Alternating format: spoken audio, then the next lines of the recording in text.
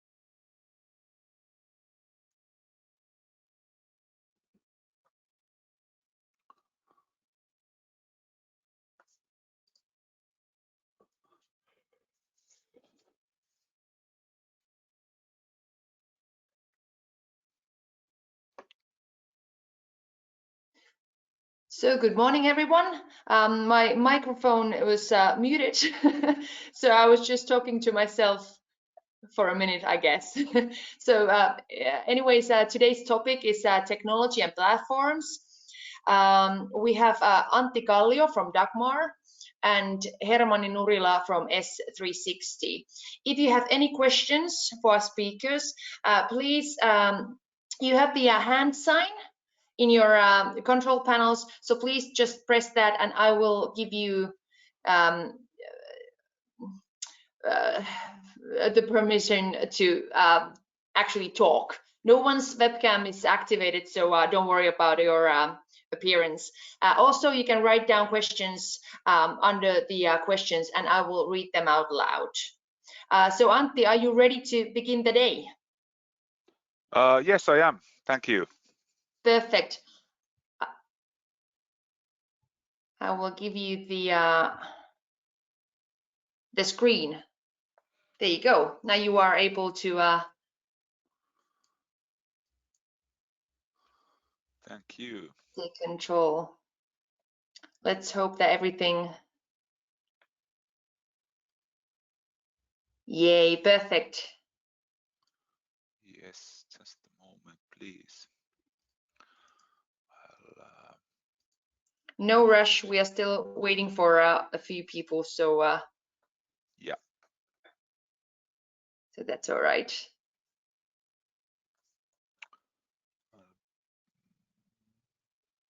And if you show up late, there's always the recording with the same link that you registered to come and join the webinar. With the same link, you can see the recording afterwards. Okay, go ahead, Antti. Thank you. So my name is Antti Kallio and I'm the Chief Business Officer for Dagmar Drive, which is our kind of business development unit within Dagmar Group. And today I'm going to talk about how to utilize data and technology, how to build your stack. And maybe if we have time, I'm going to talk about one case also. But there's a lot to cover, so I will move forward quite quickly today. Just a moment.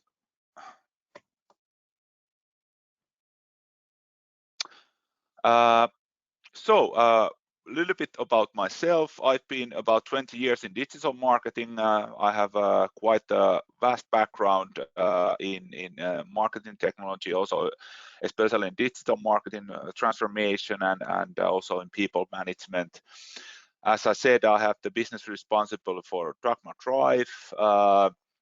I've been within Dagmar almost 9 years now, and it's been a very nice ride to see how the market has developed during these years towards more digitalized environment. If you want to connect with me, please do so. There's the LinkedIn address. Maybe a couple of words about Drive. So we are a kind of a business growth accelerator, which means that we have different kind of capabilities within our unit. The main capabilities are advanced analytics. So we have data scientists who do a lot of, for example, econometric modeling and AI-based software, for example. We have web service development capabilities, market insight capabilities, and also, of course, the marketing technology understanding. We have roughly about 40 specialists from different kind of areas, and our definite vision is to fuel your growth with our knowledge and help you to build better capabilities towards the future. As we are talking about data and technology today, I just wanted to maybe briefly give you an idea what we do in our marketing technology advisory. So basically our focus is creating business value for you. So we have marketing technology strategies and also deep technical capabilities within our team. We give unbiased advisory, which means that our kind of business model is not based on any license selling. So we have a vast understanding about different technologies, and we can help you in utilizing those and looking kind of what suits you best in your organization. But we don't have kind of a foxtail within under our arm. So basically we are there to kind of build your capabilities as best as we can. The usual projects are around kind of market strategies, how to build market blueprints, so kind of current state understanding and kind of a plan for the future. We do also business cases, RFE and RFP processes. We have done quite a few, and also we give operational support on different technologies. But let's go towards today's topic. So we live actually quite exceptional times at this moment, but I think especially now it's more and more important to listen our customers and actually start talking to them in more personalized ways.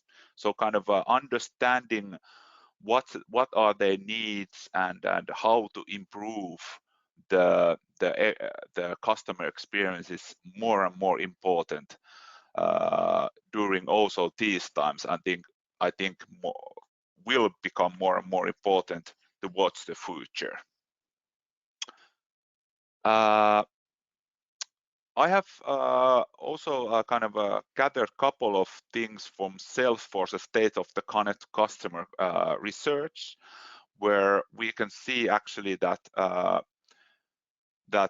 the global competition rises the expectations of the consumers. So as we know, we are not living in a closed environment as such, as at least not in digitally. So what that means is that the customers are demanding more and more. From that study, we can see that 74% of the customers expect that we deliver consistent brand experiences. Over 80% say that experiences is as important as its product and services. So the experience, how do you deliver the product and services, are becoming more and more important. Over 70% say that one extraordinary experience raises their expectations of other companies. So if there is a kind of one unicorn within the industry, it will actually push your clients' expectations towards you also more higher. And that makes, of course, gives us quite a lot of pressure. Almost 60% of the customers say it generally feels that they are not communicating with that they are communicating with separate department, not one company. So for the client, of course, it's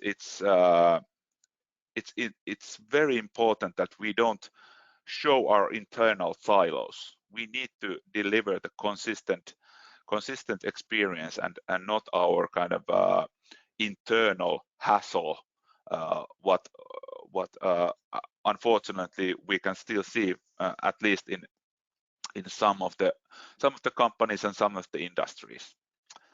And over 60% of the customers say also that they have to repeat or explain the information to different representatives within the company, and over 50% believe that most companies don't use their data in a way that would benefit them. It will only benefit the company. And so there's kind of positive things which gives us kind of positive pressures towards the development, but also there is a lot of lot of things that we need to develop on.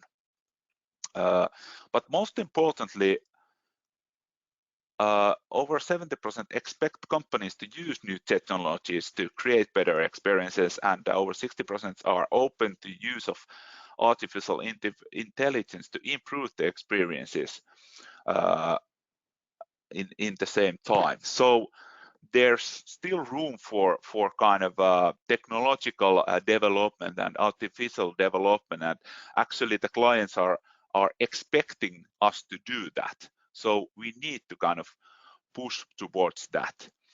And over 70% of our customers would actually stop buying from a company due to privacy concerns. So what that means that if we utilize the data and technology, we need to be extra careful in using the data and be as transparent as possible on where are we using the data and how we are using it.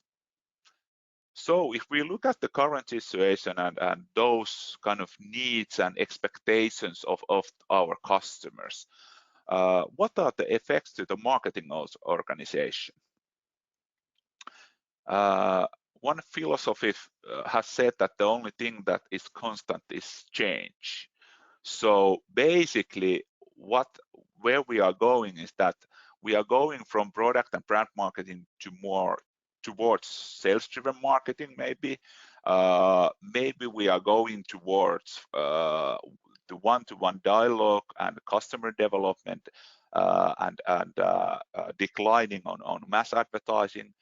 We are looking at product campaigns to kind of changing to a continuous dialogue, to always on campaigning, and sales versus marketing, internal battles to sales loving marketing, and of course IT. From intuition to more data driven prediction and more data driven actually marketing, and using data more widely to make more better decisions, and kind of looking at more and more customer lifetime values, and not just only product sales, and going from individual channels to more personalized focus regardless of channels. And also, I think that the role of the CMO is changing.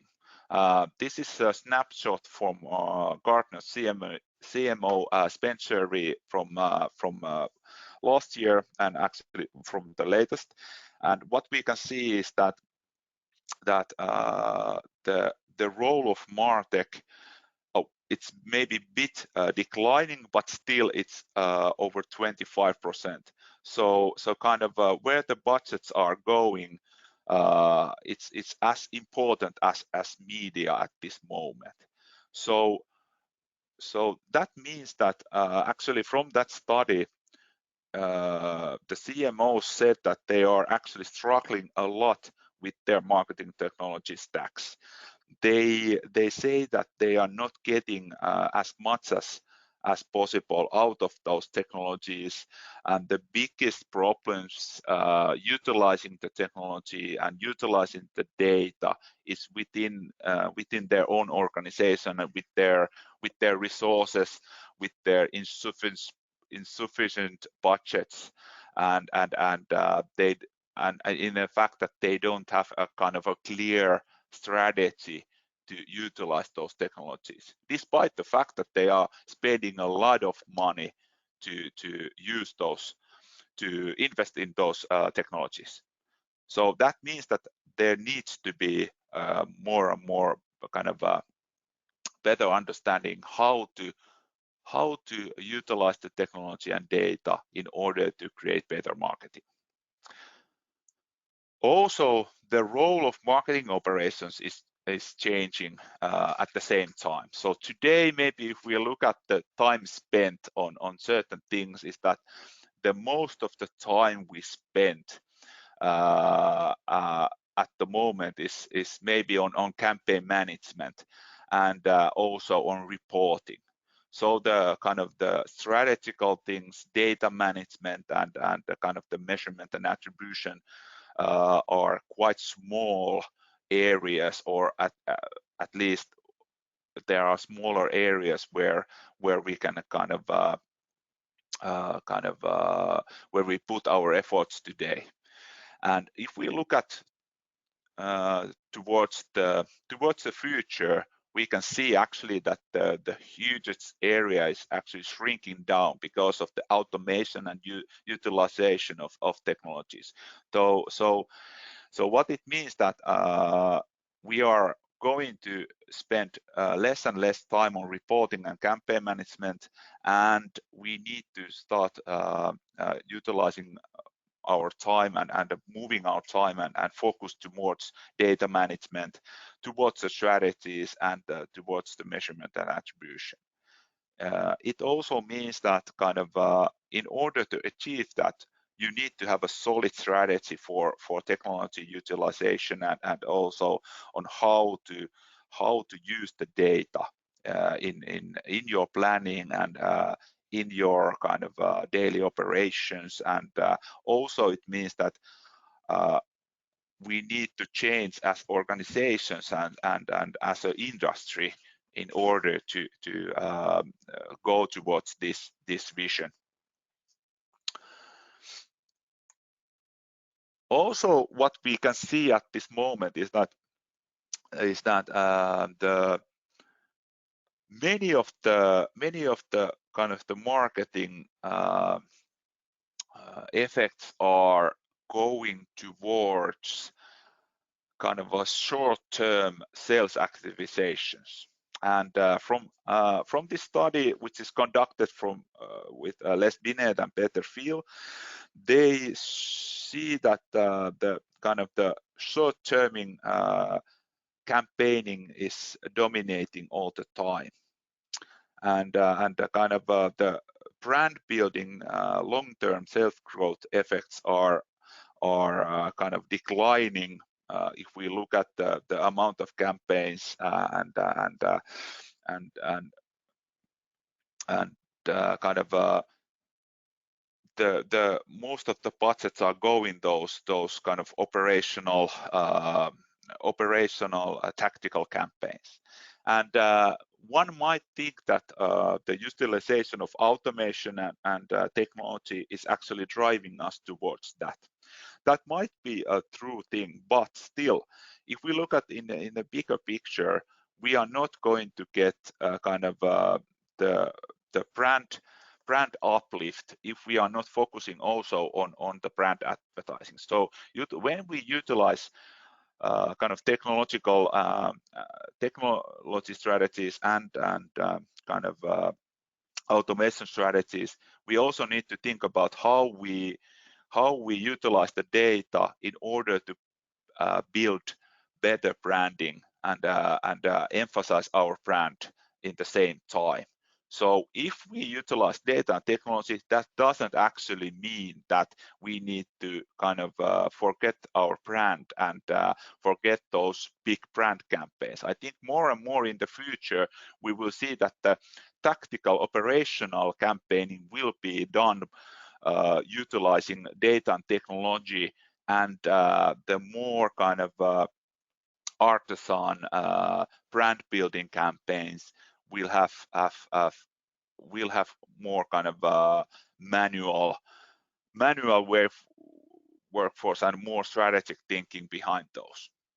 So that's where we are kind of moving towards, hopefully. So you might be thinking that, okay, where we are going with this, it's that actually technology is here to help us, but kind of how we can answer those kind of future predictions and trends, and especially the customer expectations about the customer experiences and the kind of the emphasis on where the future is taking us.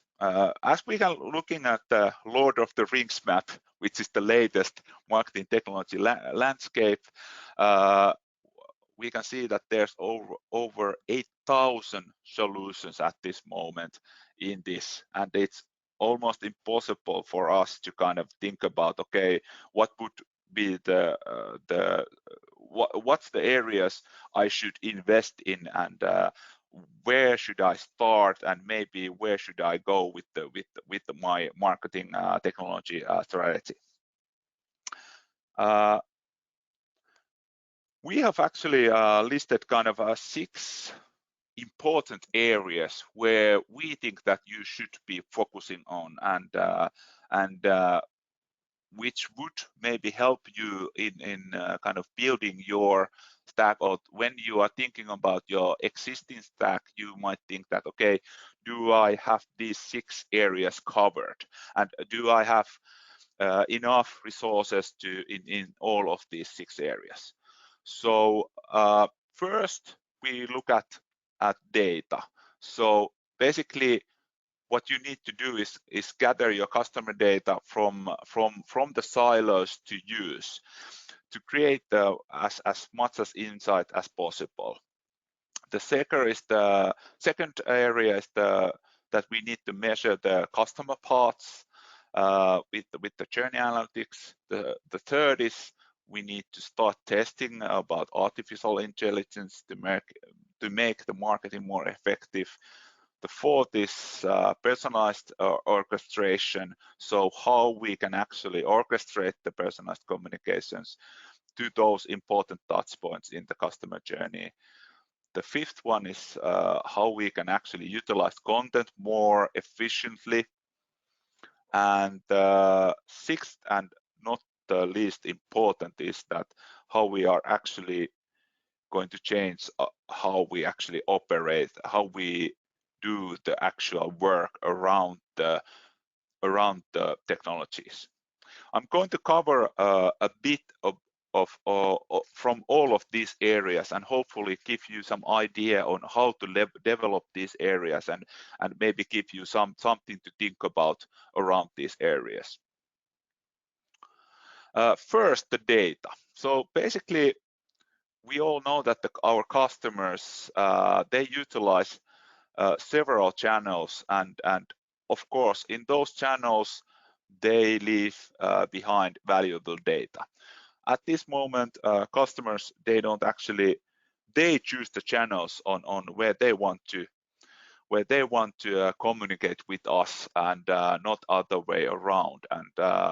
And from all of those interactions, we can actually gather data.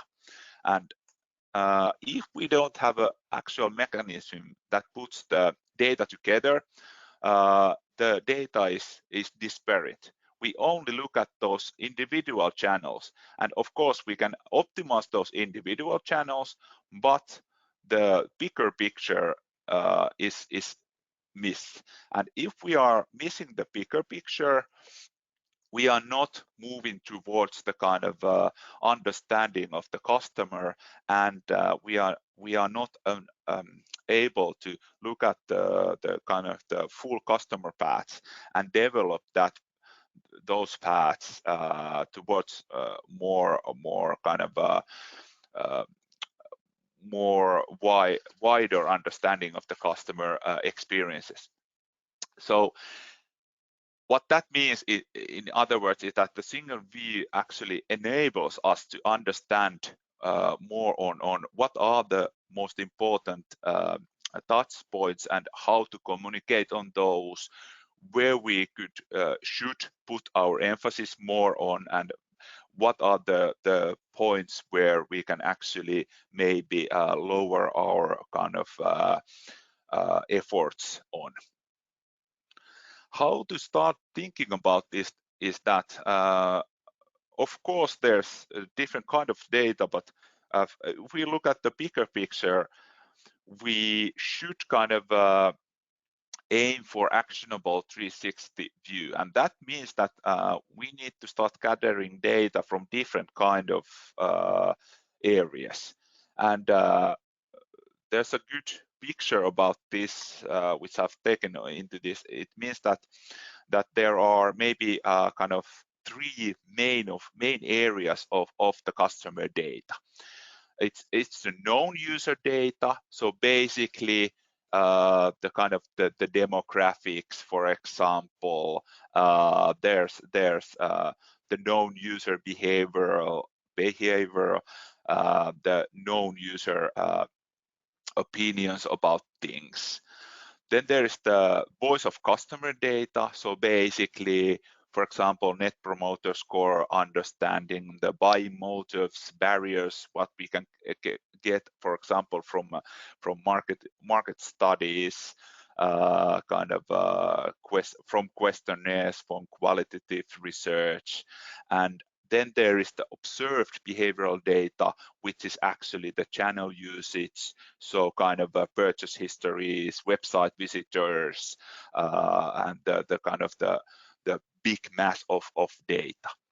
And there's different kind of technologies in order to gather this, but I think the most important thing is that if you don't do this at this moment already, or look at the data from different angles, you should start doing that right now, because in order to get the bigger picture, you need to get other sides of the as big view as possible.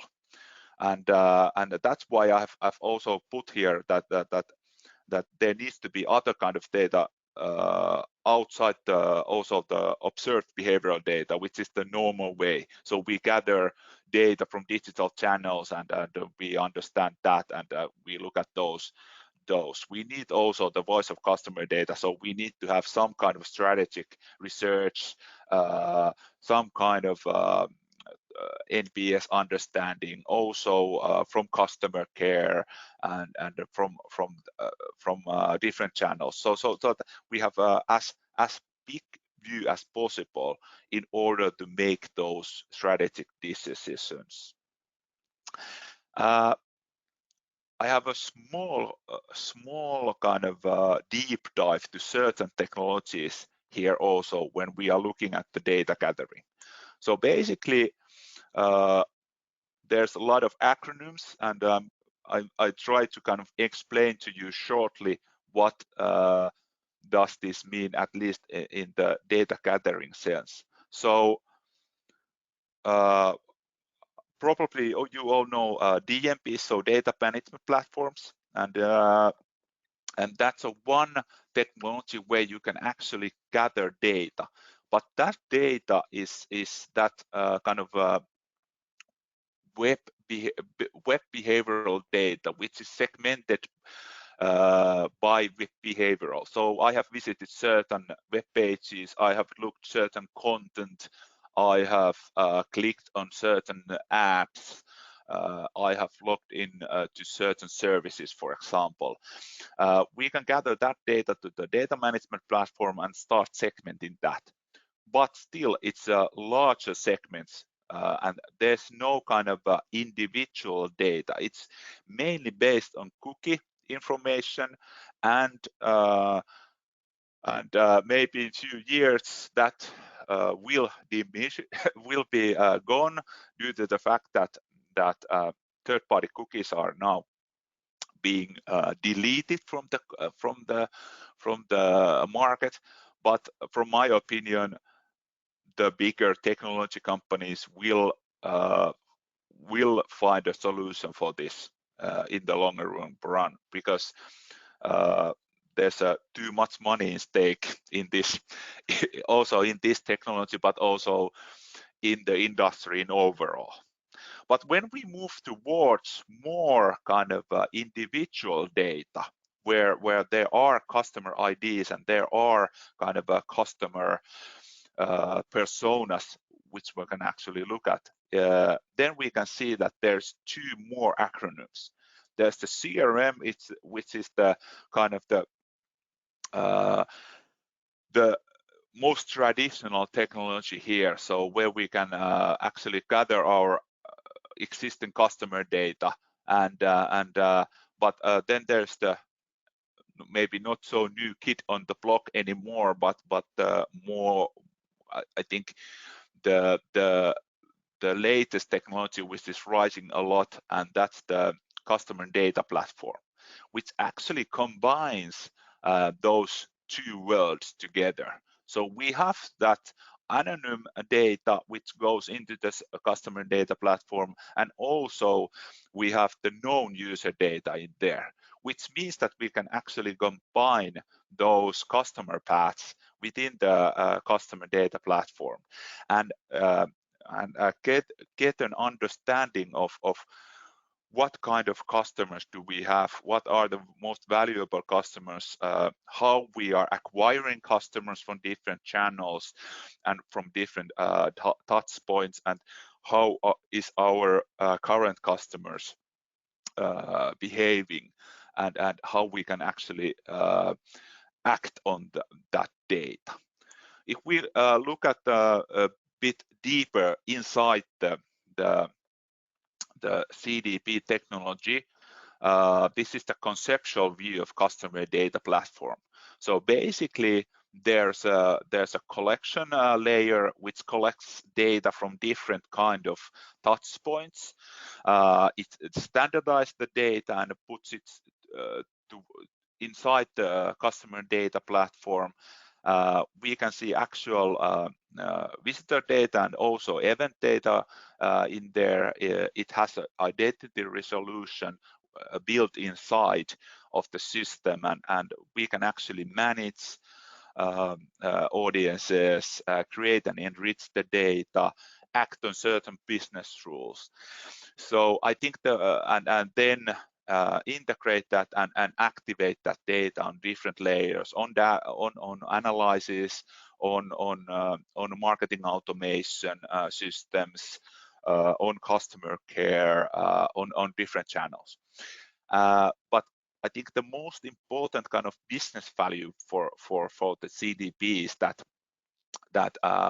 it enables us to kind of have a look at the customer life cycle and kind of identify the best customers, and also it gives us a ability to understand the intent of certain customers, kind of where we can do calculations on what would be the kind of next step. I will go to that a little bit later.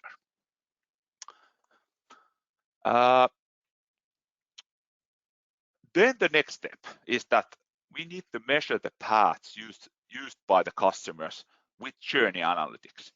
And that means that when we have the data in certain places or in one place, then we need to start looking at the customer paths and kind of looking at the most important touch points in those paths, and that's only available if we have the data in the same place and we have some kind of capabilities to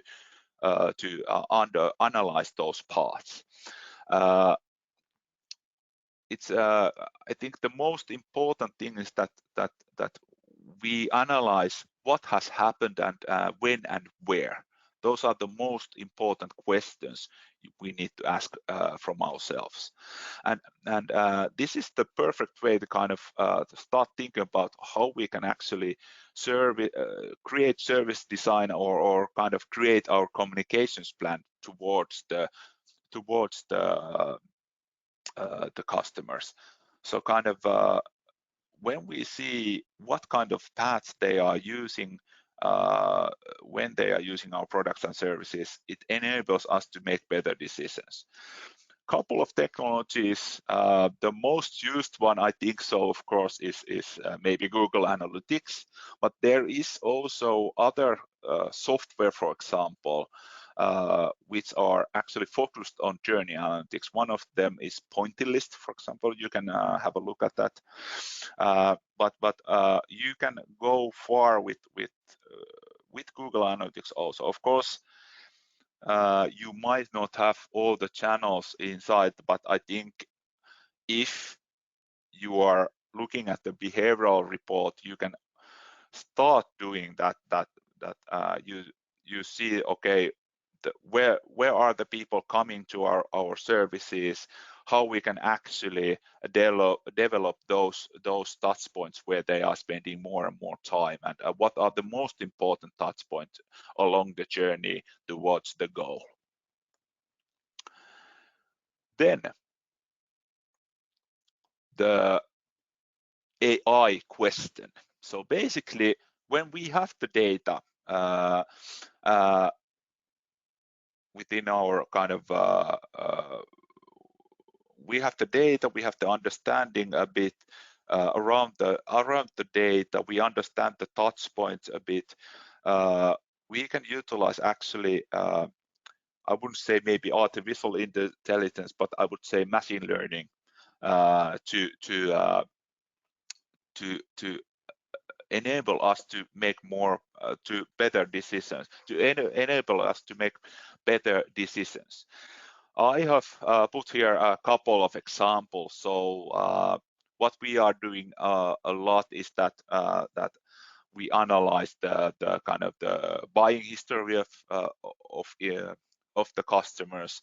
So when we have the one single view, we can actually do analysis of next best offer.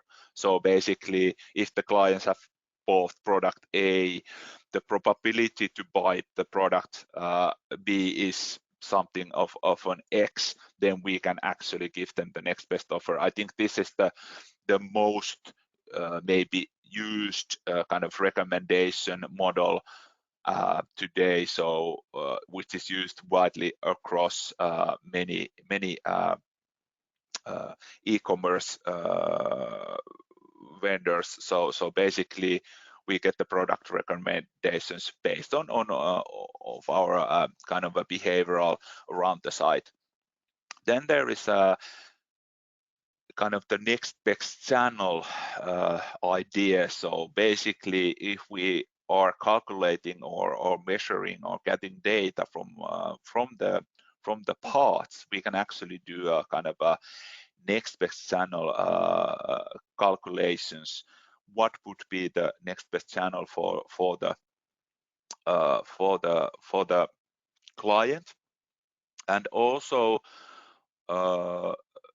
the kind of calculations on the client's churn, where we can actually analyze our customer databases and see that what's the churn risk and act upon that. So what we need to do is that actually, when we have those models, we need to integrate that to the customer journeys. So basically, kind of think about what content, what product to offer, when and where to do that, and which channel we should do that. So in the ideal world, we could actually do that. We can see the customer paths, and based on the data what we have gathered from the clients and their actions, we can deliver kind of the next best offer in for example in the mobile channel, or if we can see that the clients are churning and they are not for example going to our offline stores anymore, or browsing our online store, we can try to activate them with for example with email or mobile messages, so that they would not churn and leave our service and business. We have also created a couple of products around this, and I'm going to give you a kind of a brief update on those. So basically, we launched our sister company last week, which is called Rattly, and they have developed a couple of SaaS products already, which are based on machine learning algorithms, and the kind of there are A couple of those. So Rattly Optimizer is a kind of a digital advertising optimizer, which actually increases the impact of advertising. It's actually optimizes the budgets in programmatic advertising, and what it actually does is that it learns about the campaign. It sees that, okay, what kind of materials and channels and bits work uh, towards the goal best, and optimizes towards that, and it does that kind of 24/7. Of course, there are people who optimize, but what we have seen is that the algorithm unfortunately beats people at least in the optimization. So basically what we have seen that there's uplift up to plus 45% on conversions against control groups. So it actually creates a lot of efficiency, and it's quite simple to set up to your campaigns. Nowadays it works with Adform platform, but we are working on a solution which could enable it to work more widely also on, for example, on Google platforms. We have another product also which is based on AI and on machine learning, and that's a search engine advertising optimizer, which actually automates the budget allocation between the search engine campaigns. And it's not only a kind of optimization machine towards the conversion or towards that, it also actually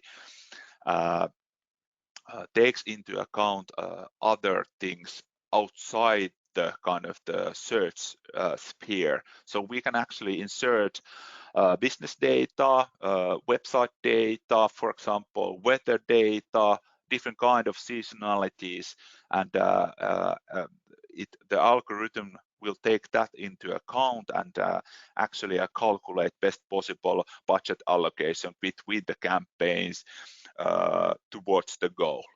And what we have done a couple of pilot cases with that, and at least so far it has proven that it has given us almost 30% more conversions compared to the control groups. So the algorithm is working towards efficiency very much. So let's move on. The next step in the path is the content, and as we all know, the content is the king. So what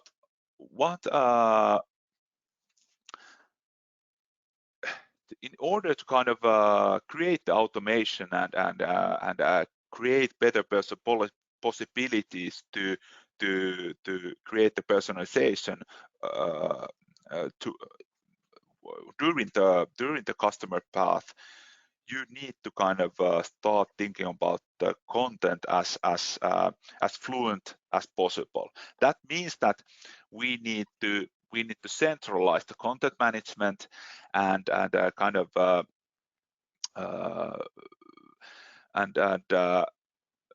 and give it the more fluent possibilities to kind of to the utilization needs to be more fluent. So basically, what that means that there's a kind of a digital asset management tool where those capabilities should be kind of built, and it means that basically the principles are that the content is created only once, and it can be reused in any of the touch points what we see around the customer path. The content is really classified and unified with the shared metadata. The presentation of the format the content is determined by the touch point, which means that we can utilize the same content maybe in different form, for example in web advertising or in mobile application or in websites or in digital out of home advertising or in basically in anywhere where there's digital capabilities. And the kind of the tool enables us, and I'm not talking about the kind of the traditional digital asset management tool. I'm talking about the kind of the 2.0 versions of those. So in order to kind of create fluent kind of customer experiences, we need to have the content in that all the content elements, all the text, all the pictures, videos, and etc. in a same place, categorized, tagged with metadata, and being able to kind of be served in multiple touch points. That's because the content needs to kind of answer the true needs of the customers during the customer path, and if we think about personalization, it's impossible to personalize those millions of variations if we don't have dynamic content capabilities, and we cannot produce kind of smart content without this smart technology. So basically in the future, at least if you are not already doing it, you create the content once, but you need to think about that, okay, these elements can be used in different kind of environments when it's most suitable for the client. There's also a couple of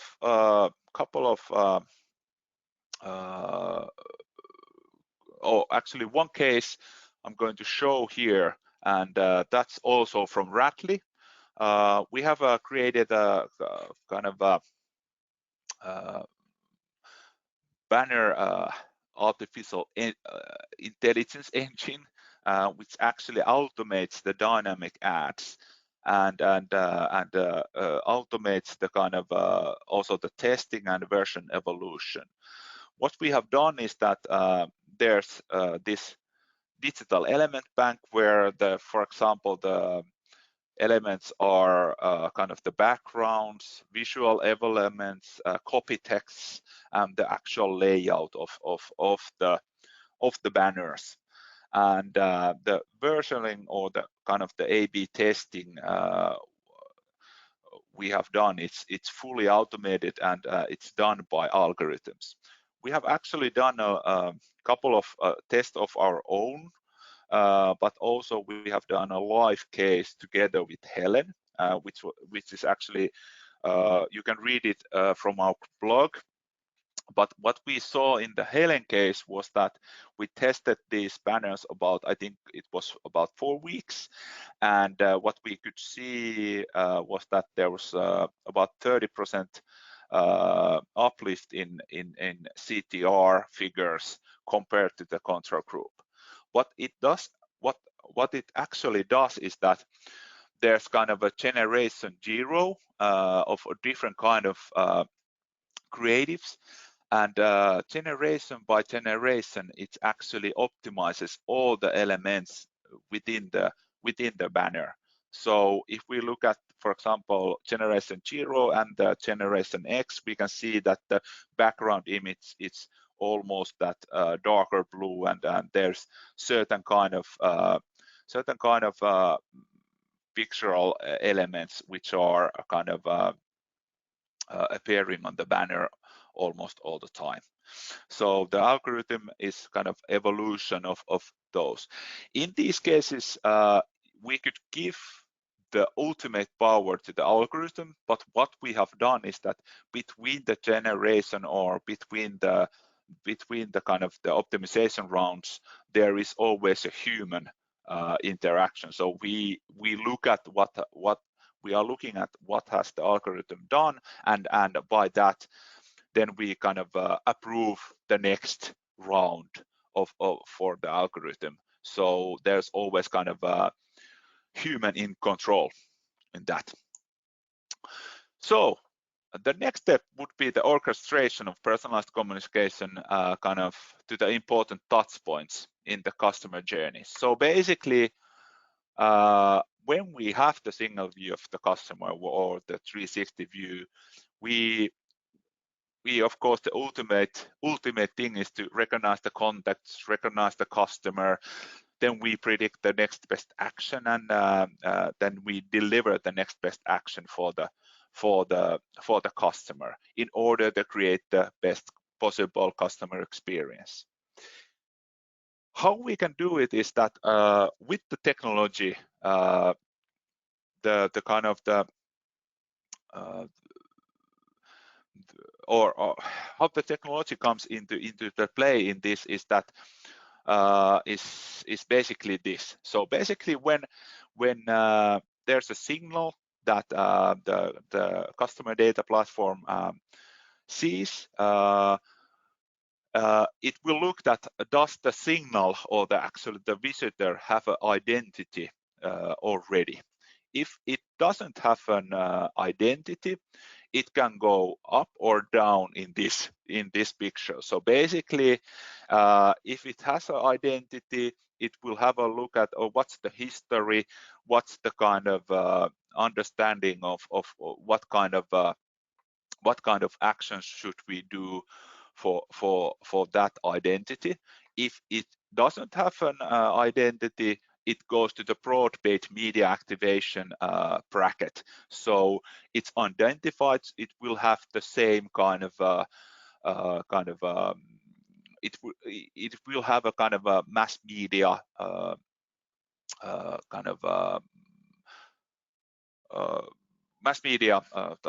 activation on that. If it's identified, then it goes to the content pool, and what would be the next best content for that identity, and it will come up with the content elements in there. It also decides should that content be personalized or should it be just generic campaigning, for example.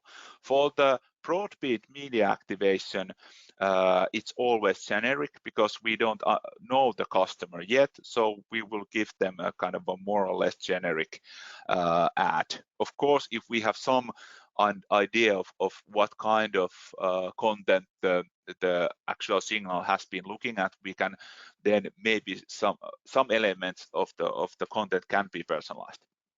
But if we look at the personalized path, then we need to decide on the timing. Should we act now or should we wait? Because sometimes it's better to wait than to act immediately. If we decide to act now, then there's the kind of the channel IQ or the kind of what's the next best channel for that particular ID, and that could be that it's personalized paid media activation. So it could be that we deliver that in programmatic environment, or walled garden means that we deliver that to the Facebook or we deliver that to the Google platforms. Or then it can be, of course, that we don't need to activate any paid media content. We will actually activate that content in our own channels. So basically, it can be anything in any of our own channels.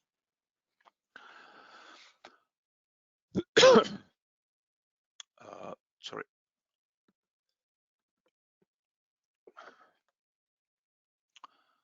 Then to the last but not least phase or part to the part in the creating of the stack.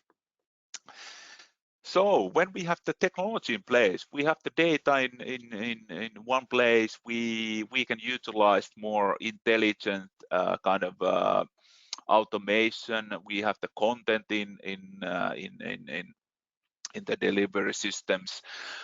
We have AI automating certain things, and we have algorithms which help us to kind of deliver more kind of impactful experiences towards our clients. How should these changes affect our organizations? Can we actually do these things with the kind of with the same organizational model and the same process models which are nowadays utilized quite widely? What we think is that no, we cannot, and basically we need to move from kind of hierarchical and siloed organizations to more cross-competence teams, to more growth teams, from kind of waterfall models to more agile processes, and from kind of project objective to kind of more shared business advised goals, and towards more customer focused thinking. And kind of what that means is basically that kind of there needs to be a team structure which is kind of cross-functional. It's integrated with the data science and technological capabilities. There's also kind of content understanding, and then there is also kind of customer insight understanding within the team, and the team can make the decisions on how to kind of optimize the actual operations more efficiently. The processes should be kind of more agile. There should be more adaptive ways of working, and kind of more methodological ways of working. For example, there's always every decision must come from hypothesis, what we gather from the data. For example, there should be artifacts which are integrated tools within the organization, but also together with the partners whom we are working with, and kind of and the philosophy, of course, should be that the kind of there's non-leader and non-determinist ways, and our kind of marketing organization, our marketing sales should be on par with that. So kind of be more agile, be more flexible in our planning. So maybe towards more kind of continuous planning, continuous development, than fixing certain kind of plans towards the year, and be more kind of have more growth mindset when developed in these processes. So how the end product looked like is that in the end you will kind of create your own stack, and it could look like this. So there's a team collaboration, and there's certain elements within the stack. So the team, what I said, there's better kind of multifunctional teams. There's content creation. There's of course the marketing practitioner.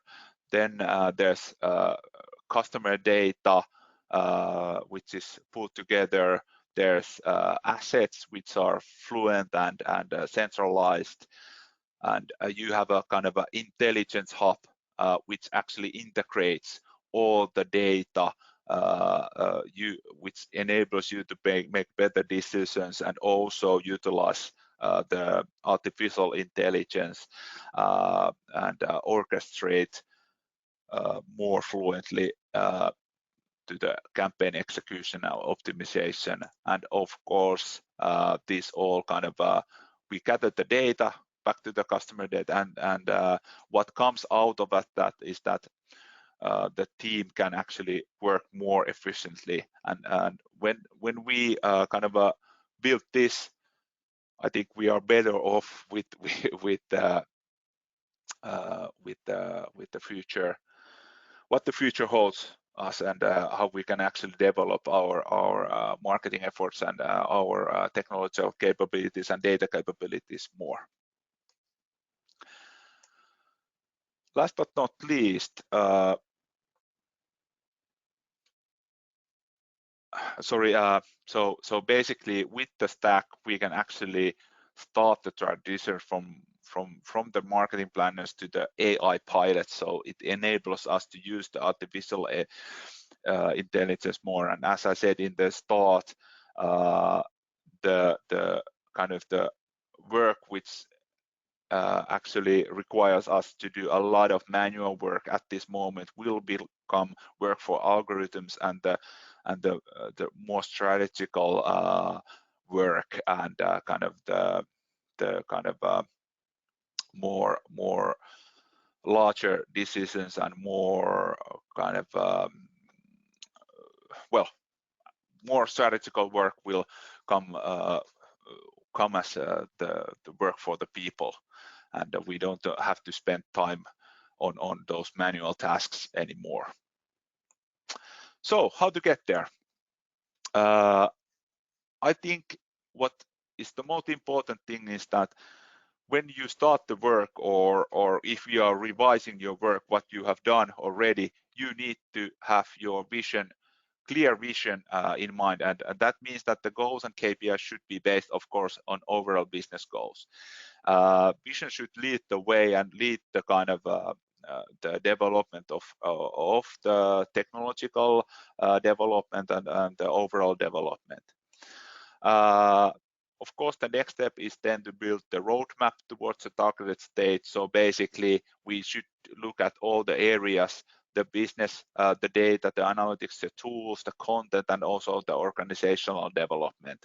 And we should understand the current state of each of those areas and then create the roadmap. Okay, what's the phase 1 goal? What's the phase 2 goal? What's the phase 3 goal? It could be what's the year, for example, first year, second year, third year.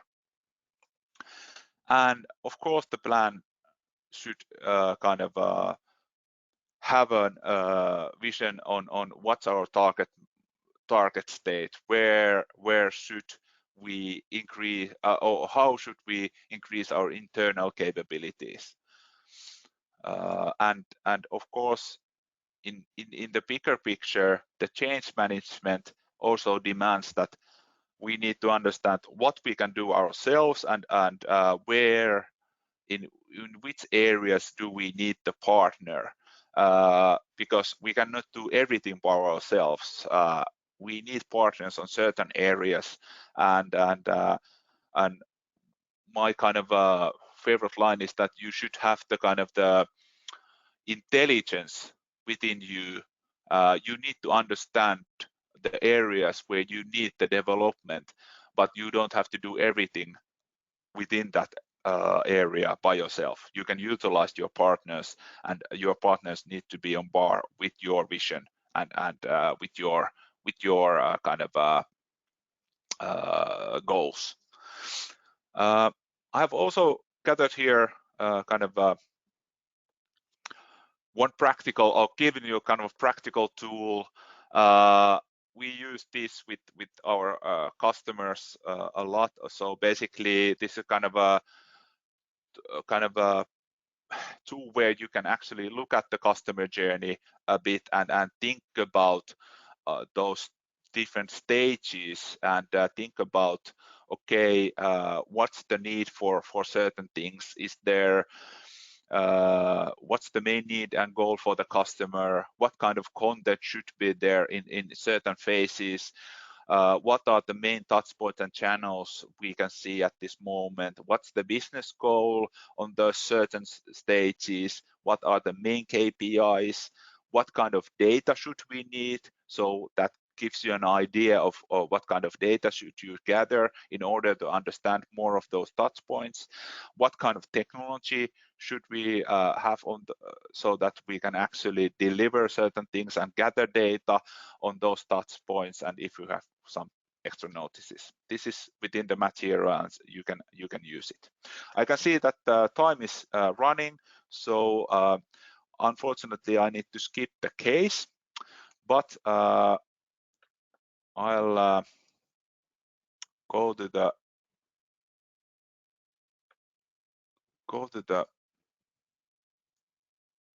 takeaways. Just a moment. Oh.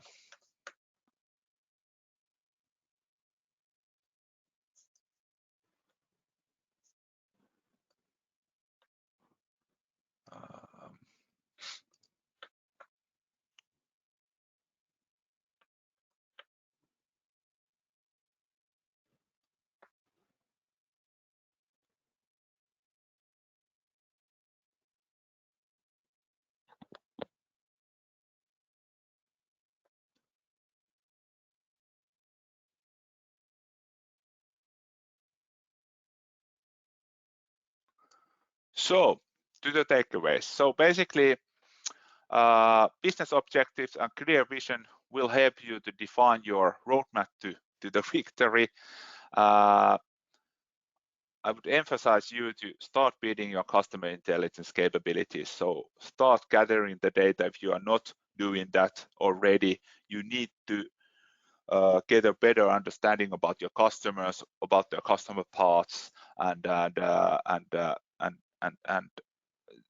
start building. It's not done in a day. You need to start now so that you will be better off in the future.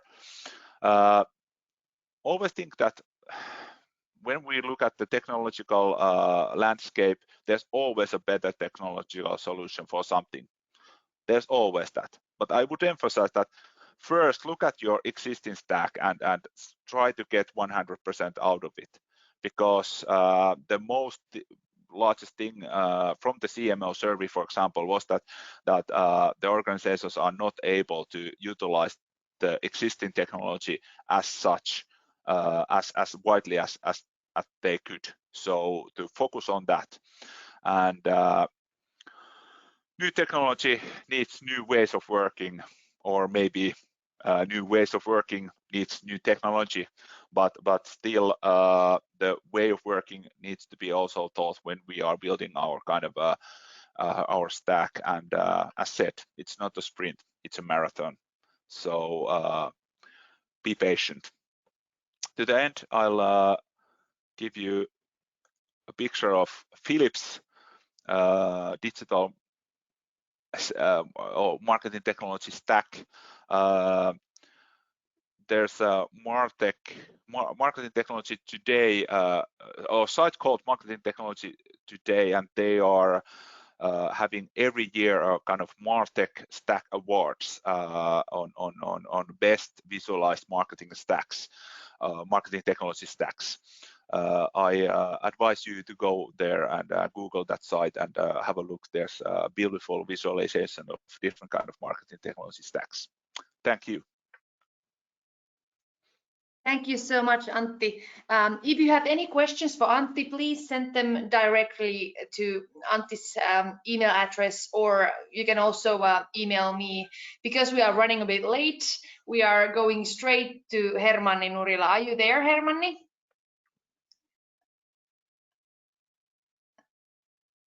Hermanni, okay. Are you ready? How can you hear me? Yes. Yes. Oh, okay. Yes. Perfect. Yeah. Yes. Yeah, I'm here. Yes, perfect. I will give you the screen. Sorry about running a bit late. Antti's presentation was so thorough that, but that's all right. So next we have Hermanni Nurila from S360. Go ahead, Hermanni. Excellent. Thank you, Antti, for the great session. And I'm super excited to be here today and have some cool cases to share with you. So today's topic is machine learning tech and platforms. And my objective for today, because this is all about you, is to give at least one new tangible example or case of machine learning and role of tech in data-driven marketing that you can take home and apply in your work, life, venture, whatnot. So that's my objective. And I have a list of all of you. Lena nicely shared that with me, so I know exactly who you are. And I'm expecting to have some questions and interaction, because it's really, really difficult to speak 50 minutes in a row. So if there's no questions, if there's no discussion, then I consider the next 50 minutes as a failure. So please help me make it work. The agenda. So what we're going to do is I'm just going to run through a minute intro on S360, and then we're going to go through our machine learning definition, some use cases. Then we're going to go and look at Google marketing in particular and see how machine learning powers Google Ads. And I'll have some data to share with you. And then you're going to learn what BERT is. If somebody knows what BERT is without Googling it, then please add it on the chat, and you'll win a prize. And then we're going to go through a case study. And last, you'll have a chance to ideate some of tech projects which are using machine learning in one way or another. So for the 4.1 section, if you're not listening for the first 40 minutes, then it's impossible to do 4.1 and you'll be rated. So I expect a lot of you. So S360, who are we? We're a performance marketing agency.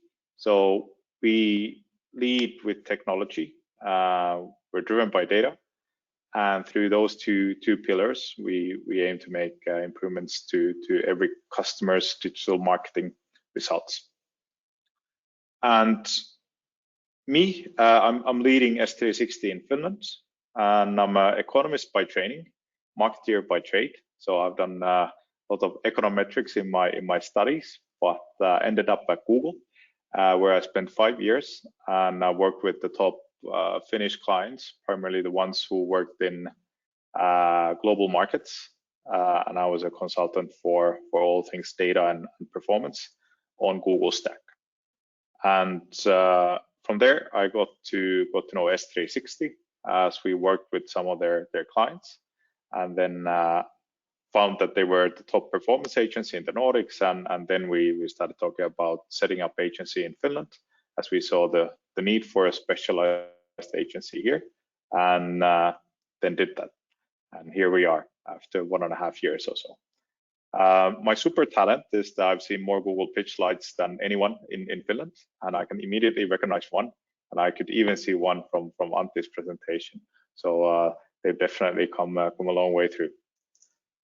And we work with a number of different types of clients. We have two focuses really, e-commerce and B2B.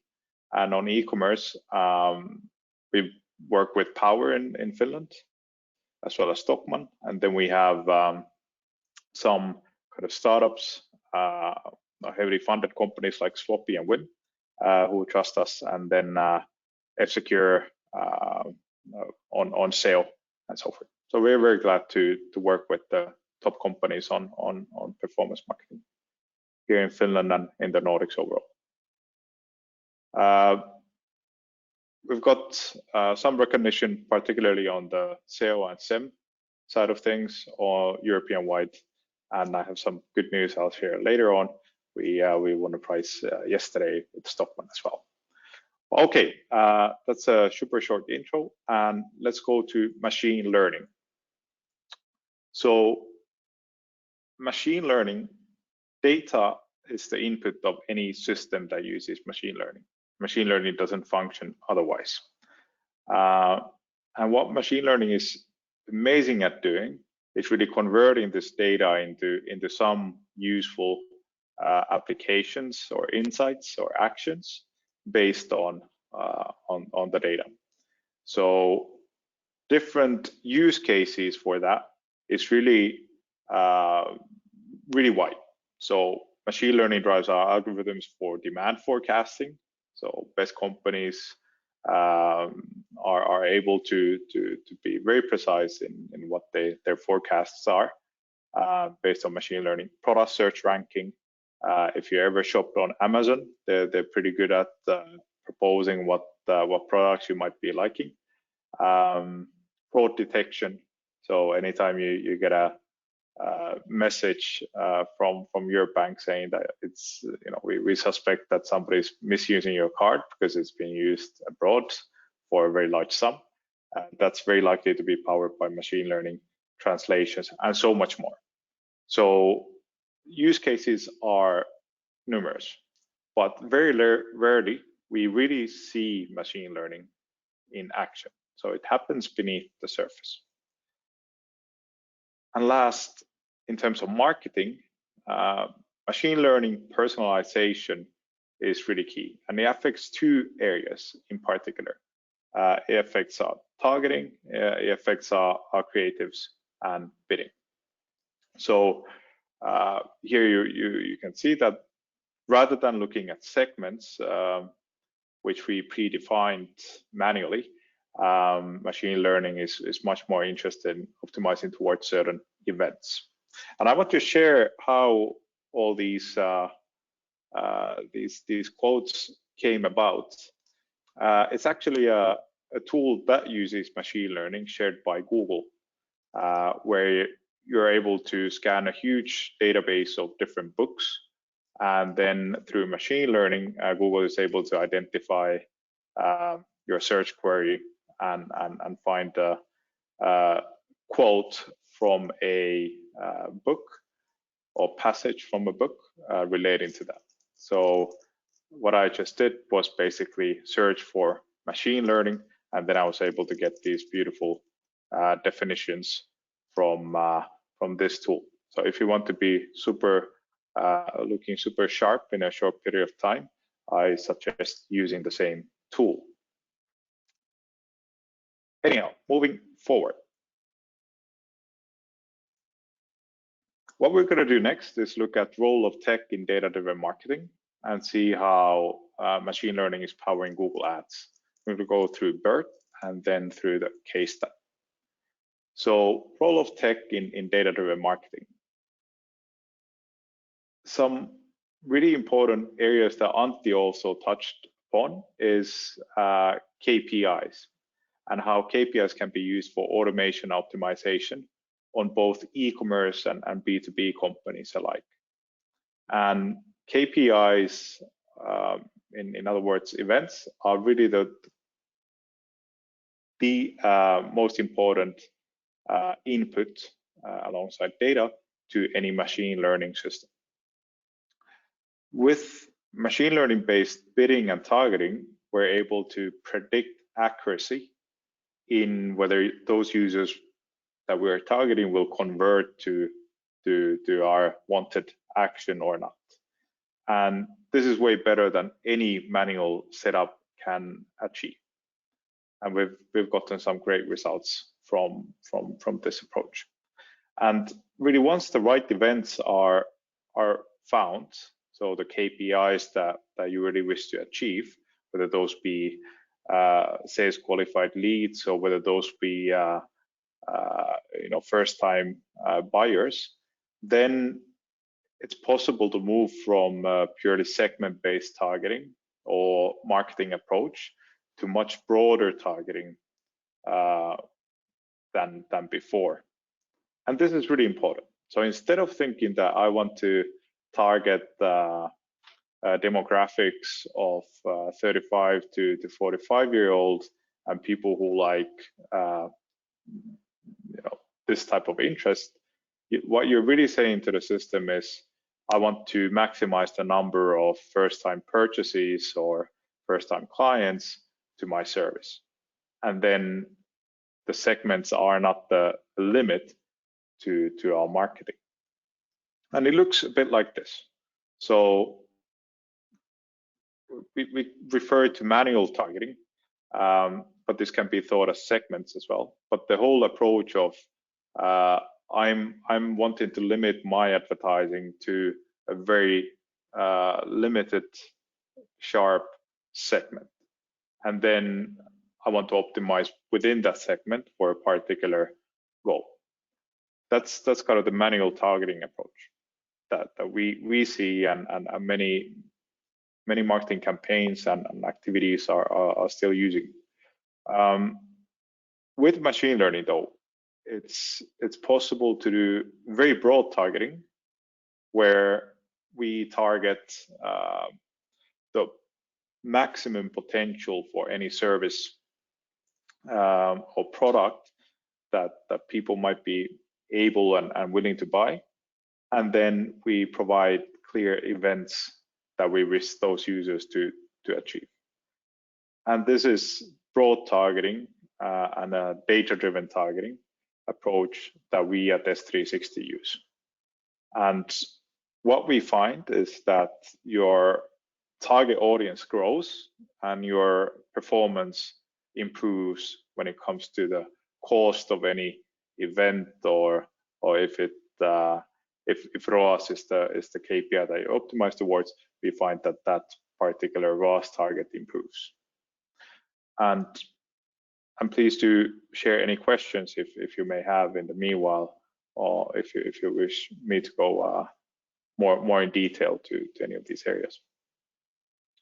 And if we look deeper into the Google stack and see how kind of the manual approach differs from a data-driven, machine learning-based approach, it can be shown like this.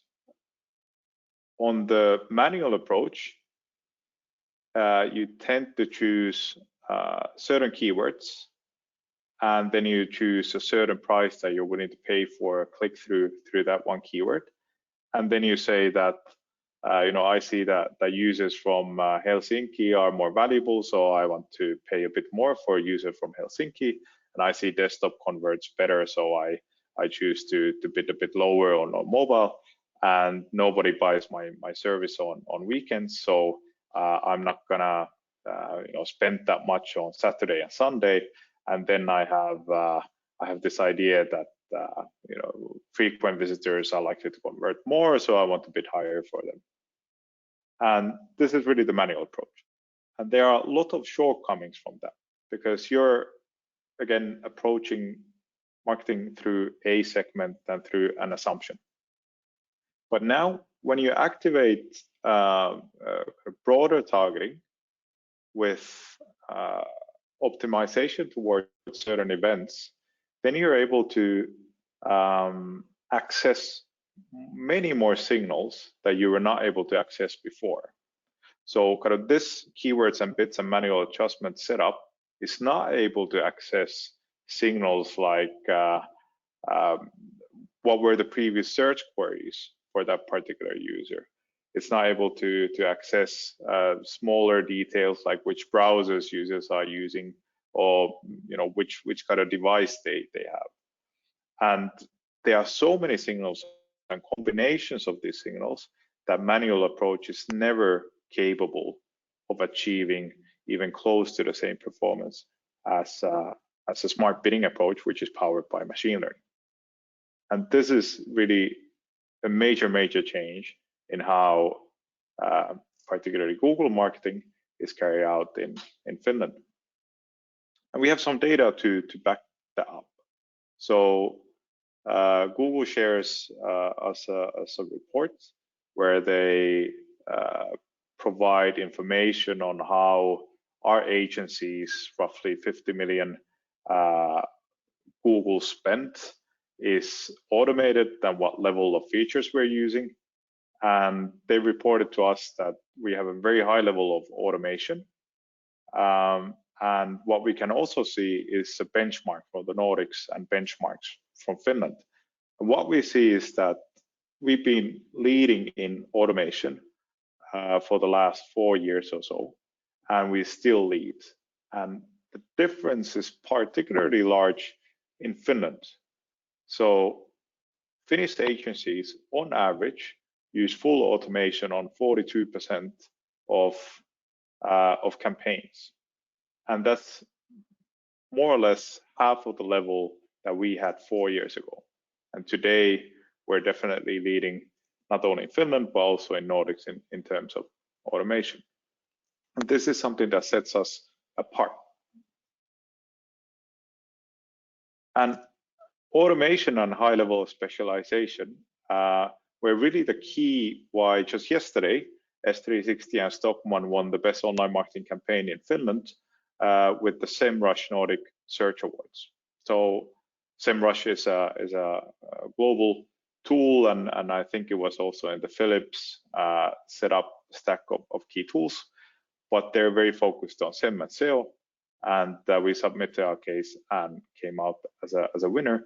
And our really great results with Stockmann in terms of SEM marketing were based largely on super high level of automation and reduction in technology, which was relying on third-party tools. And with that, we were able to save not only technology investments that Stockmann was doing before, but we were able to improve the performance a lot. And you can read the case study in our site if you're interested.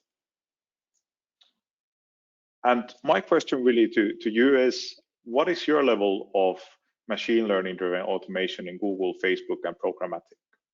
And if you want, you can ask your agency this question and see what kind of answers you're going to get. And feel free to make an evaluation on your own. But I think it's super important to note that if your level of automation is low and your agency suggests that our approach, which is more manual, works better, then some bells should ring, and maybe you should consider an alternative. Any questions on the previous automation? Can I ask one question? Yeah, you sure. said something about using third-party data for the campaign with Stockmann. Yeah. So yeah. How would you do it in 2 years? What would be the main changes, key changes when the third-party data is gone? Well, I was actually referring to third-party tools. So okay, yes. But we can take these too. So third-party tools are basically systems, actually a bit like Radley there, which are using the Google Ads API to make certain changes based on a system that tweaks the bits and the keywords and maybe add some third-party data to power the bidding. And S360 is actually going the opposite way to Radley, and we're endorsing the Google and Facebook first-party tools because they're able to access more signals than third-party tools. So that's one point. When it comes to third-party data,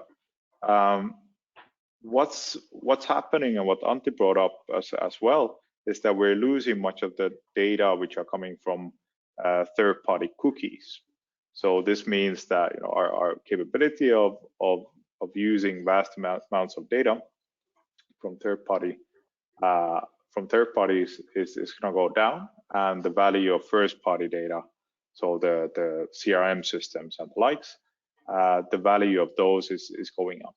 So my advice would be very similar to Antti's: invest in your first-party your CRM database and make sure that that data is activated in the advertising platforms or DMPs, if you may. And there's a question here. Could you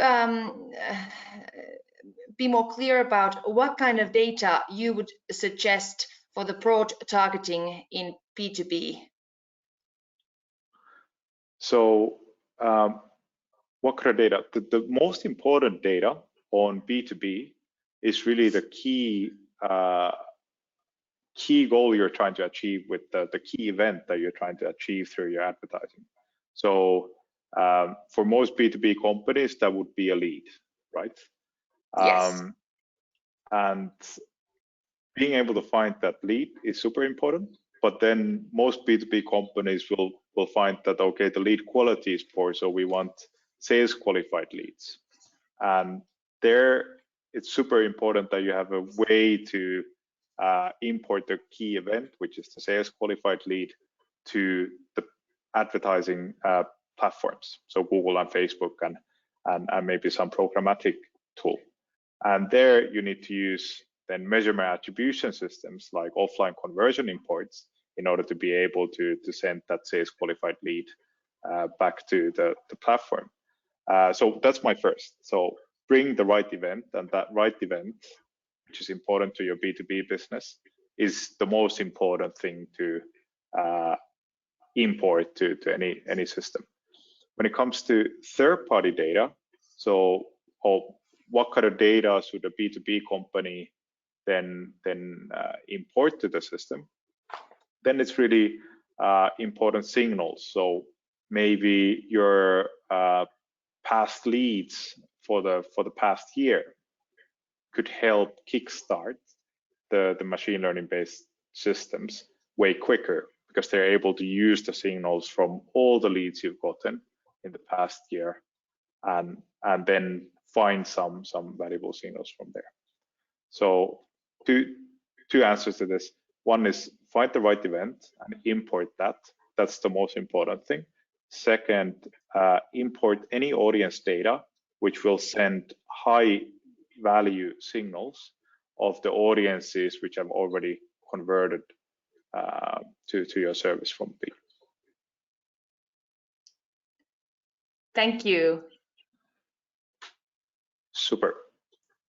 Please do share more questions if any pop to your mind.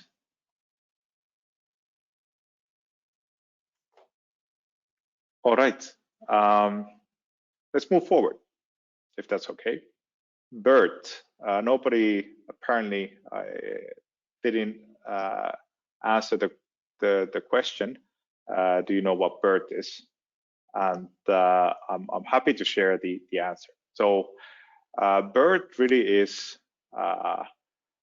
abbreviation of bidirectional encoder representation from transformers, which is Google jargon for a new way that they try to understand language through natural language processing system, which relies on machine learning.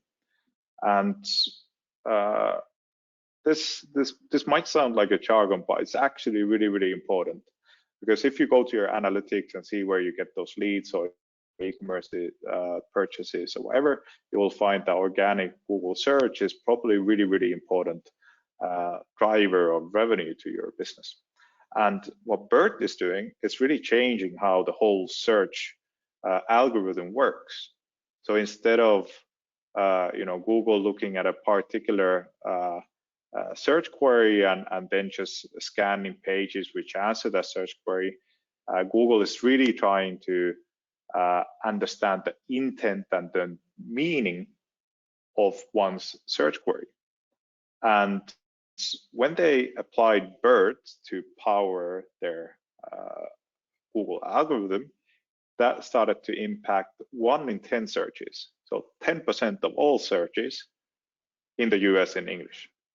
And what Google is doing now is basically scaling BERT to other countries.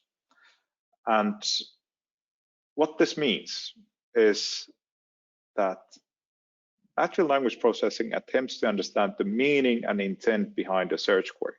I can't phrase this enough.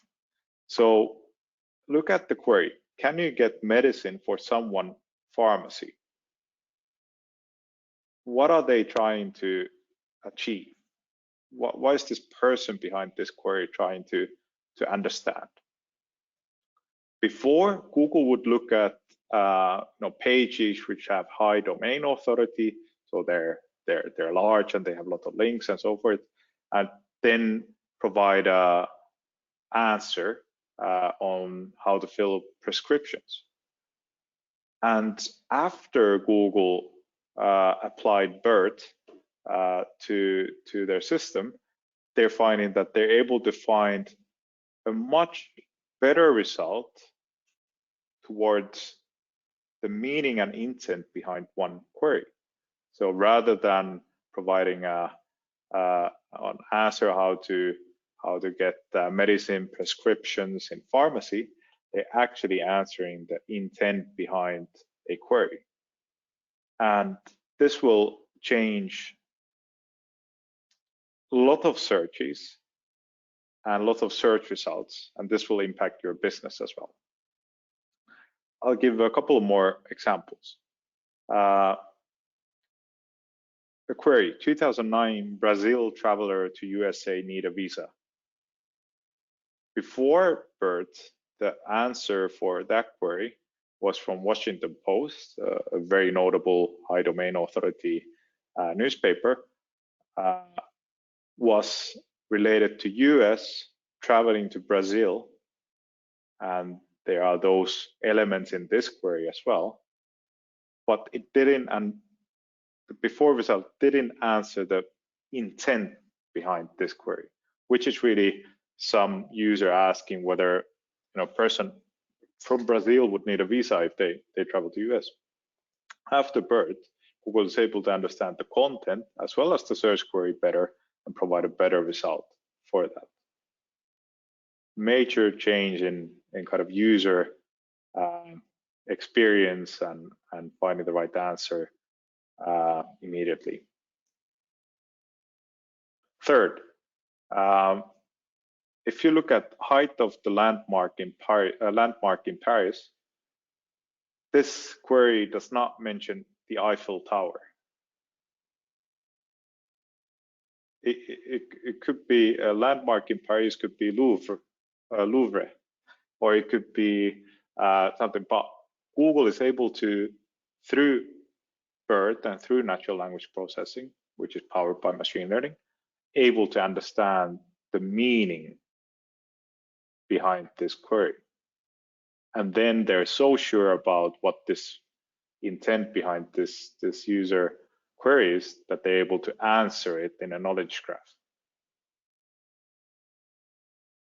And this is super difficult, but through machine learning, this is possible, and it wasn't possible before. And it will impact your business. And at S360, what we're trying to do really is try to understand how kind of what is the intent behind user queries and how we're able to best answer those queries. And here you can see a kind of NLP model visualizing landmark in Paris query. And from here, if we had to author an article saying, talking about Eiffel Tower or any landmarks or Paris in general, we would be able to pick a lot of content ideas and connections between monuments, between iconic things, between history, and so forth and so on. And maybe we would be also able to author an article on Notre Dame, which is also very, very high structure, famous landmark in Paris. But this gives an idea how, at the same time complex, but at the same time super simple, the natural language processing system is. And we actually applied this approach to some of our clients. So here you have let's just call it search engine visibility index. So how strong is the organic visibility for a client? And what we did here for this client is start writing the content on the client website to be more relevant in a natural language way. So the answers and the questions that we wrote were towards a certain keyword. So with this client, there's a global car export company. We found that most people were searching export car. And before the approach would be, some SEO agency saying that, okay, you should probably write an article on export car and use this heading and this title and really make sure to mention these top 3 keywords in the meta description. But rather than that, we tried to find all the different meanings and intents behind exporting a car, what people might be interested in when they search for this query. So we wrote articles on how much does it cost to export the car, what do you need to export a vehicle, and so forth and so on. So we answered the different intents behind this one query. And what we saw after that, making, I believe we made 8 new articles around 2 top keywords, we found that this client SEO visibility started increasing a lot, doubled basically, when we took a BERT approach.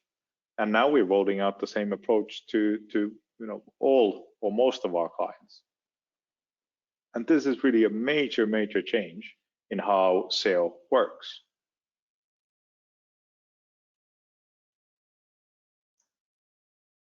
So optimizing for SEO now means that you can, again, focus on good, clear writing, and you don't need to separate SEO content from, say, branding content or other web page content. These two are unanimous, but you really need to be super good at understanding the intent behind user searches, and that can be used to power all content that you provide. And I want to share you some results actually. How many of you and your companies actually follow Google product updates or Google algorithm updates? This is super difficult because it's not very interactive, but I would really be interested in hearing. And I reckon that not most do. Not most agencies even follow these very closely, but we do because we're a specialized agency towards everything Google. And what actually happened in the latest update about 2 weeks ago is that some domains in Finland lost a lot of visibility in Google. The biggest loser was Ilta-Sanomat and many others.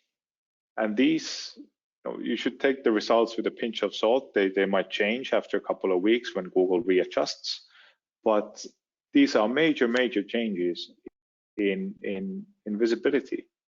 Suomi24 lost probably more than 6% of their traffic, and these can have major impact. And why is this?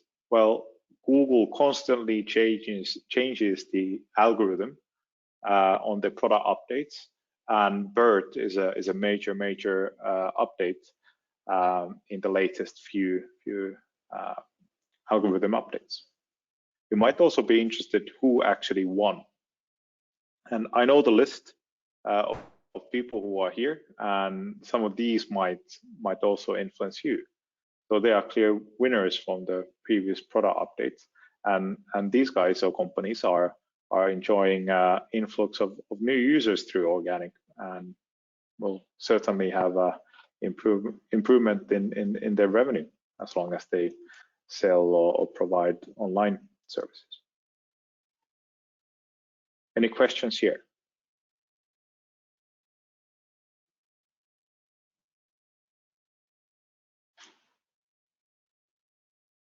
Well, all right. We'll move forward. And next up, a quiz. So, how long do you think that it took in terms of days for a professional team of software developers to code a working machine learning model with 90% accuracy for Plantagen's app? Which plant is this? Anybody willing to throw a gamble? Well, Lena, how long do you think this took? There's actually I just noticed. There's a question on the issue just that you just shown us. Where do you see the winners and the losers? Well, the source for this is a tool I believe it's coming from Search Metrics. We have an enterprise sign in there, so we're able to find this from here. But it's from a third-party tool which basically looks at the similar indices as Google does, and we're able to get it from there. Okay, if you're interested, you can send me an email, and I'll be able to share your company's kind of initial results, as long as you have some visibility before. So feel free to send me an email. Yes, and you will show your email in the end, right? Yeah, sure. It's yes, perfect. yeah. Yes. So Pia, please write down the email so you can contact Hermanni and everyone else as well.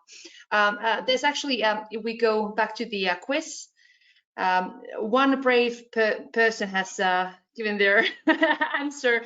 It wasn't me. She says 2 days. 2 days. Okay, that's excellent benchmark.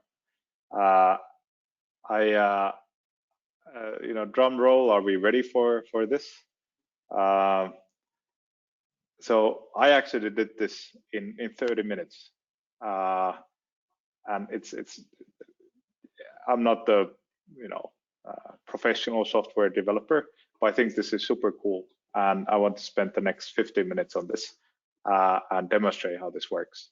But basically, I have a bonsai tree and I have a common fig tree or viikunapu at home, and I wanted to teach a machine to identify which one is which, with the idea that this could be Plantagen's app, but actually I have to do a notification that Plantagen has nothing to do with this. I have no affiliation with them, and they're not the client of ours.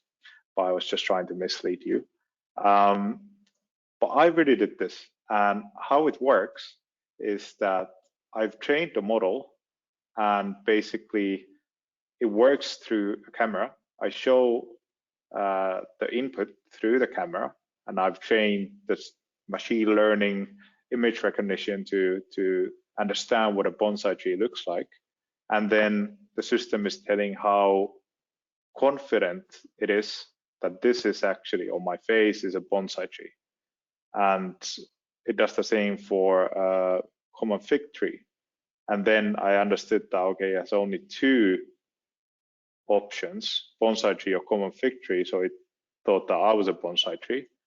So what I had to do yesterday was add a not the fig tree opportunity. So then it understood that, okay, I'm not a fig tree. And I'll demonstrate how this works here. So if you're able to see this, so what I've literally done is just uploaded pictures of bonsai tree, which are not my bonsai tree, but I've just gone to Google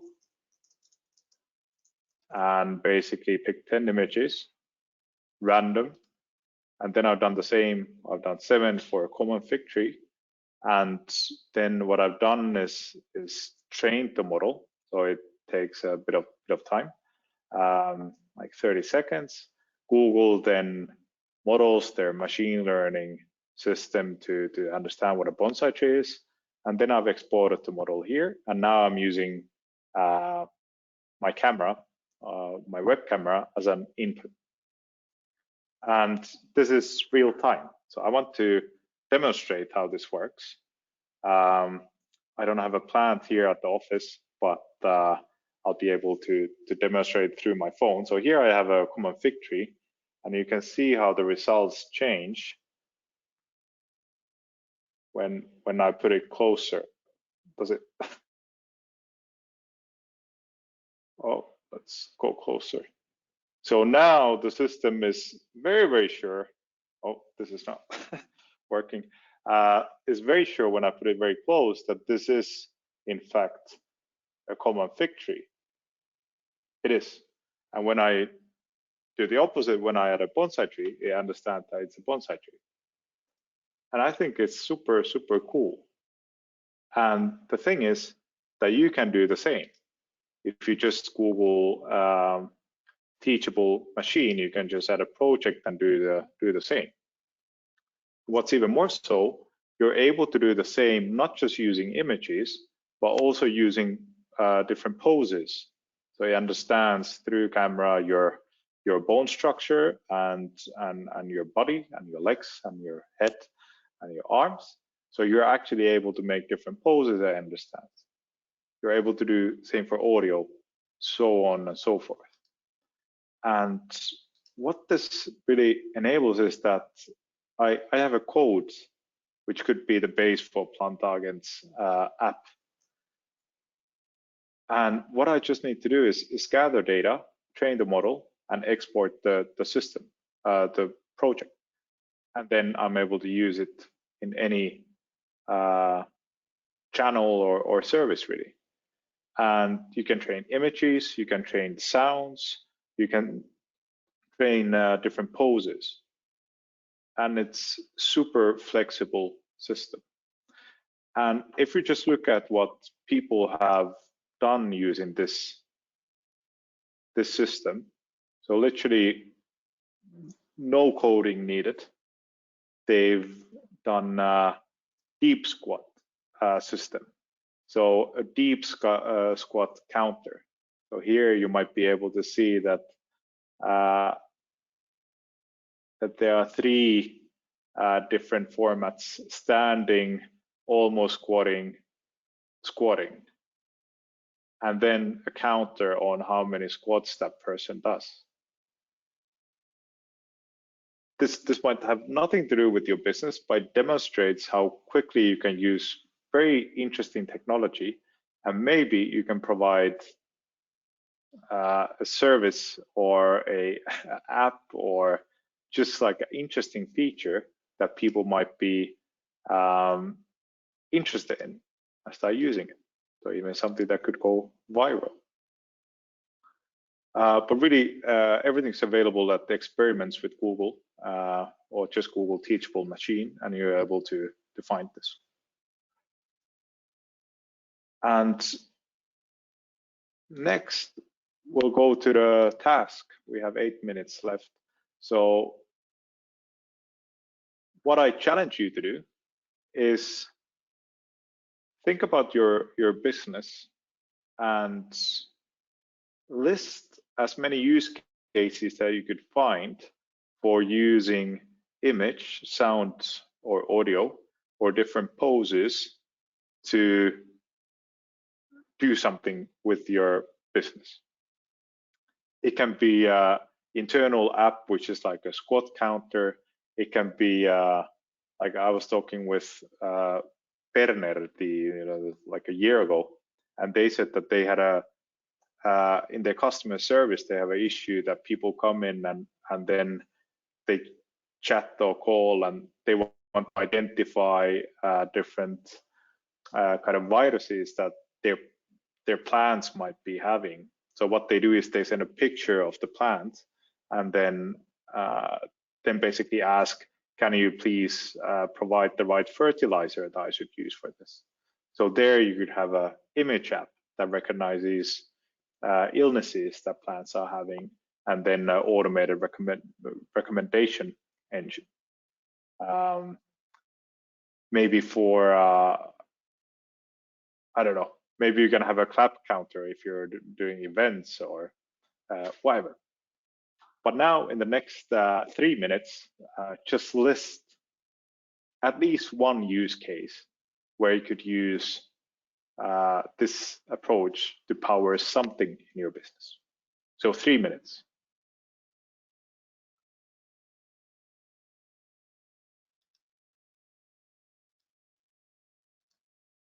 And I'll do the same.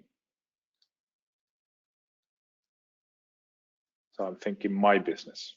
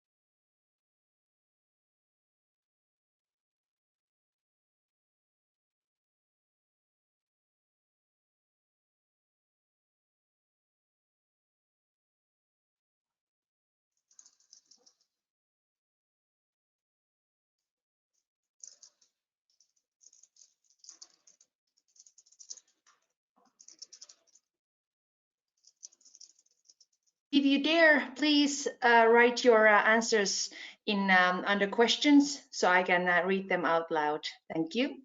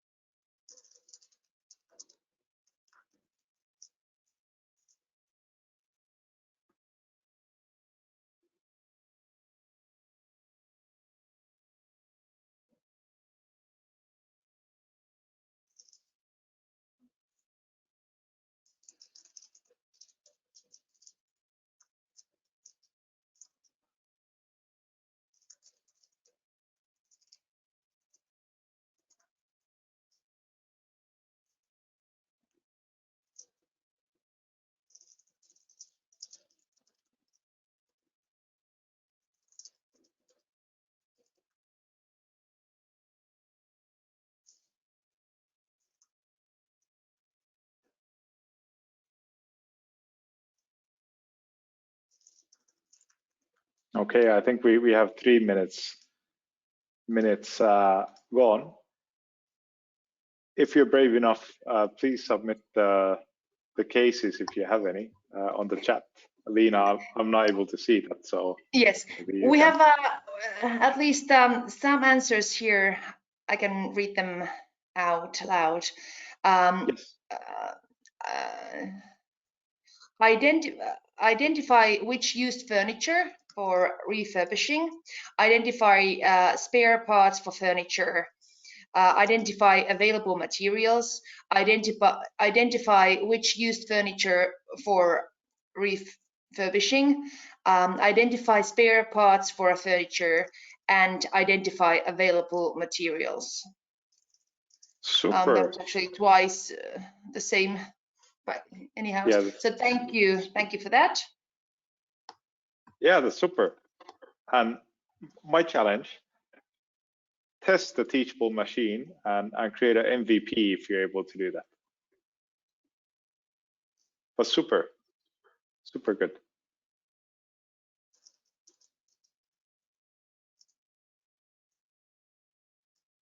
Well, with 2 minutes ongoing, I want to thank for the time and just give a couple of closing words.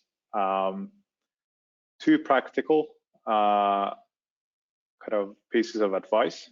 First is approach automation as a KPI. Ask and identify your level of current automation, particularly in Google and Facebook performance budgets, and see whether you're a front runner or a late adopter. Then second, prepare for BERT, the natural language processing feature in Google algorithm, by understanding deep meaning and intent behind search queries, and then answer those queries using so-called natural language rather than SEO content. And then as a long shot, take some of the ideas that maybe were coming to your mind in the previous exercise and just test and develop an MVP. It might emerge to something bigger. So with that, I thank for your time and attention, and hope that we can continue the discussion in LinkedIn or our page or whatever format in the next trainings. Thank you so much, Hermanni. And I have to say one more time, congratulations on winning the SEMrush Nordic Search Award. That's amazing. It shows your talent. So I'm thank you. Clapping here in your honor. And thank you, Antti, and thank you, Hermanni, for coming and giving your presentations. This was excellent. I think we are all getting a bit hungry now. I think it's lunchtime. At least my stomach is telling me to eat something. So I think we are finishing for now. Please, when you close the webinar, please answer our, we have a survey, so give me feedback, and if you have any suggestions for later trainings, please let me know. Thank you, everyone. Have a great day. Thank you. Thank you. Cheers. Thank you.